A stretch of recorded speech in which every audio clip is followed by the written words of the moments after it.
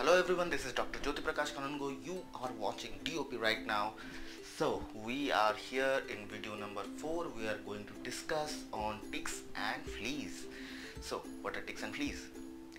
In the last video we have discussed something about worms, correct? So worms are mostly endoparasitic. They reside inside the animal, in the intestines. Yeah, they suck out blood over there. Ticks and fleas are ectoparasitic. They reside over the animal. They tend to suck out blood too, but they are ectoparasitic, reside over the animal. So now you'll be noticing I am speaking in English right now. Why? I was speaking in Odia, right? I'm speaking in English because of you guys. You have suggested that please make a video completely in English. So here we are.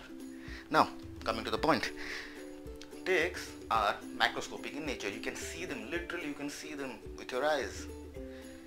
They are present at different sites on the animal, but how do your animal get infected by ticks and fleas? Obviously, so ticks and fleas are small 8-legged elongated organisms. They are found on the grass tips, yeah, the tips of the grass. So when you are going into the field with your animal for a walk, they tend to infect them. Dogs are the best host for the ticks. Yeah, they're furry animals. They have lots of blood and ticks are gonna love it. That's why they are infecting them. So it's your responsibility to stop that, to prevent it, okay, and to cure it. Now, coming to the point, they are 8-legged organisms present at the grass tips. They infect your animal, they suck out blood. So what happens if they suck out blood? You are also having some lysis, okay, you know, lysis. Yeah, they suck out blood too, but it gets more dangerous than that. They're responsible for many severities, many diseases. We'll talk about that later in this video. Now, where are they present? After infecting the animal, they are present at the armpits.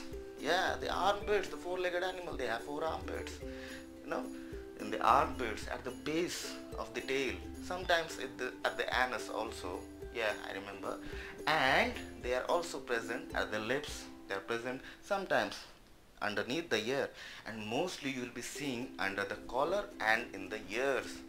They are very fond of ears. They go around that you can literally see grapes like hanging in the vines. Okay, I'll be giving a picture in this so the idea will be clear.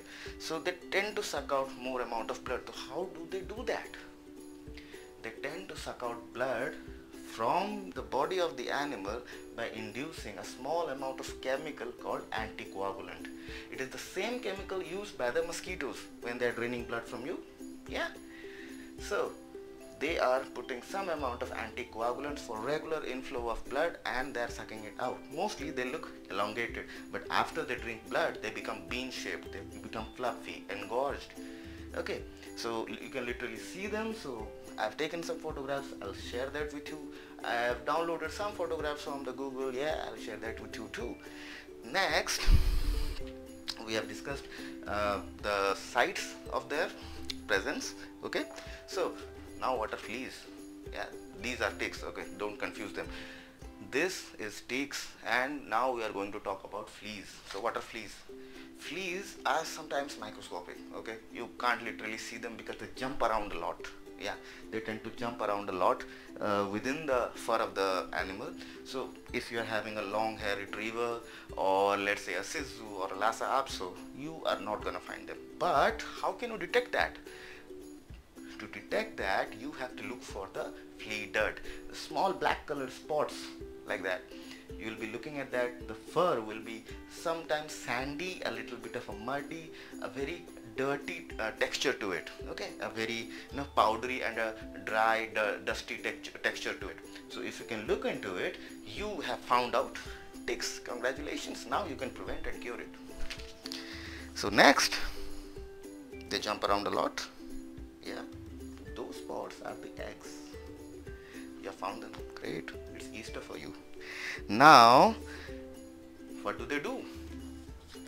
What are the diseases they do? So, the ticks, they engorge, they induce itchiness. The dog will be itching the ass off. Okay, and there will be redness, there will be inflamed skin, the skin will be red and inflamed, there will be hypersensitivity of the skin. you will be seeing rashes all around, swelling of the skin. Okay, now there will be a mild to high fever. Now ticks are observed to infect large animals also. Large animals undergo this tick fever, but nowadays the dogs are also going into tick fever. It's sad, I know, but you can cure it out. So next will be appetite loss. There will be a loss of appetite. Why? Because there is loss of blood. So what does loss of blood called? It's called anemia. There is severe loss of blood. The animal will be anemic. Next, due to all this stress, the inflamed skin, the hypersensitivity, the itchiness, bitingness, the animal will be deeply depressed. Okay, it will be stressed out. For the same goes to the fleas, but there are some differentiating factor. Okay, how to differentiate that? Itchiness, check. They will be chewing their legs, they will be chewing their tails, they will be chewing anywhere they found. Okay, they will be scratching around in the walls, bashing in the walls, they will be rolling over the floor, scratching everywhere, rubbing, licking, all to their skin, just to find out fleas and kill them. That is a natural tendency. So what does happen due to that? There will be alopecia, severe kind of a hair loss. Okay, you can't just avoid that. So there is hair loss, and your animal is chewing, biting, rubbing, scratching on the skin, on their limbs, on the tails. So due to all that, there will be some amount of scratches, some amount of open wounds. When there are some amount of open wounds, fungal infections will be there, bacterial infections will be there. Okay, so there are infections. These infections are there because the wound is open. If the wound is open and there is a bacterial infection, you are going to get pus. So pyoderma is also a symptom. Now we have all known how to find out these dangerous diseases in animals. So now you will be telling, hey Dr. Jyoti, tell me how to prevent it, how to cure it. Okay, so there are 5 types of methods that you can choose from. Yes, you have options. Okay, so first there is collar. Yeah, there are some companies who are making anti-tick collars around. You can use the collars for 3 to 4 months on your animal on a daily basis. They prevent these ectoparasites to jump along to your animal and make him a host. Okay, you are eradicating that. They are at the market. If I'll find some links, I'll share that with you, and the pictures are gonna be there. So next are shampoos. Shampoos tend to have some amount of chemicals in it. So in 10 to 15 days, in a week or two, you are giving your dog a bath.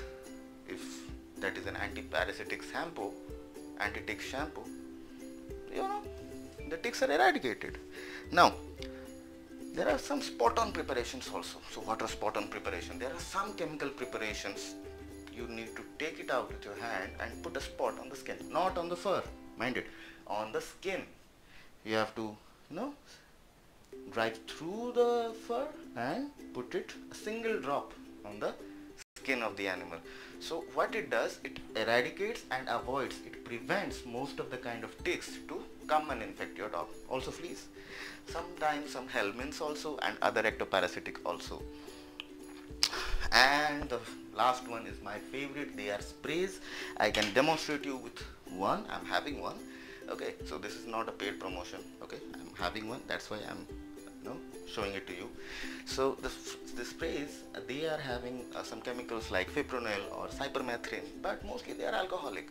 So if they are alcoholic, you can spray around and give them a good rub. Okay, and it will be gone. Those chemicals are having a neurotoxin. Yeah, it attacks the central nervous system of the ticks and they die. So now you'll tell me, okay doctor, what happens if we take the ticks right out with your hand and throw them away? Well, you can do that. When you're doing that, you're taking them out. Those ticks, they're having those anticoagulants, right? Now they will release some toxins into it. There will be more hypersensitivity. Okay, there will be autoimmune reactions to it. So please avoid that. Got it? Now, it's all I have to say about ticks and fleas. We'll meet on next video. If you like this video, drop a like, please subscribe and share this video to wherever you want. You are my pet lovers right now. It's the Freedom Spray. It's from Venkis. Okay, this is not a sponsored video. I have already said that about you. This is one of my favorites. Now, how to do that? So this is a spray. It has alcohol in it. Now it has fipronil 0.25%. You can see right over there. You have to open it with your hand. Now it's opened like this. Great.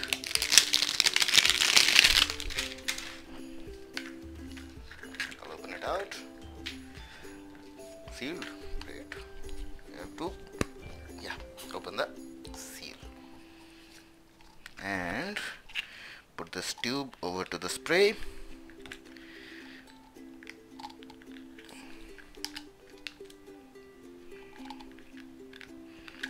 And yes, it's connected. And your ammunition is ready. Haha.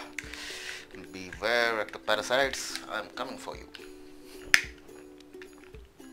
Now there are two modes here, a spray and a stream mode. Okay, so stream is going like this, straight, in a straight line. The spray, okay, it goes more on the more area. Okay, it covers more area, so it's more like a mist, a cloud of that. Yeah, you can see this. Okay, now I've demonstrated this and I've told you it's not a sponsored video. I've shared some photographs of anti-tick and anti-flea solution. It includes some anti-tick collars, shampoos, spot-ons and sprays. Well, I have a favorite shampoo here. It's totally herbal, Captain Zack's Excuse Me Fleas and Ticket to Freedom. You can also go for Befar and No Ticks is as usual.